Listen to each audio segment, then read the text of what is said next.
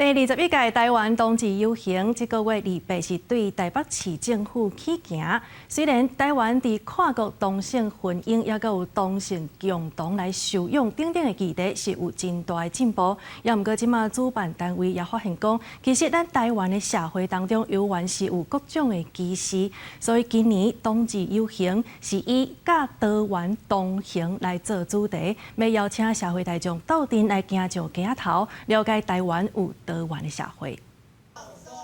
用无共色水的笔甲第21届台湾同志游行的主视甲画色，经过20多天，第21届台湾同志游行就要伫这个月28下晡为台北市政府起行。今年以甲多元同行为主题，帮大众理解多元族群的困境，做伙相听，也邀请艺人 Kimberly 做大赛宣传活动。因为每一年都有参加，然后今年可以担任彩虹大使，算是一个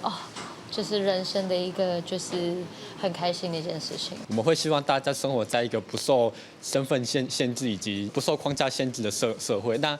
这个社会是我们期待是一个多元，希望就是可以让大家看到就是自己的身份，然后不会受到那个限制。性别民间团体讲，虽然今年台湾伫跨国同性婚姻、同性伴侣共同收养等等议题有真大的进步，但是现主时要是会使伫真侪所在发现歧视的言论，甚至是行为。像今年有台大经济系就是在系学会的选举有提出一些不合适的就是政见，那就是包含就是会有歧视各个族群的情况。我们除了性别的议题之外，要跟各个社群一起努力的地方。第21届台湾同志游行。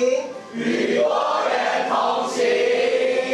让社会看到多元性别甲族群，民间团体也呼吁现主时当咧台面上要竞争明年总统大选的参选人，唔通让社会伫性别议题顶头行反头路，也要进一步推出更加侪性别友善的政策。记者郭文婷随台北报道。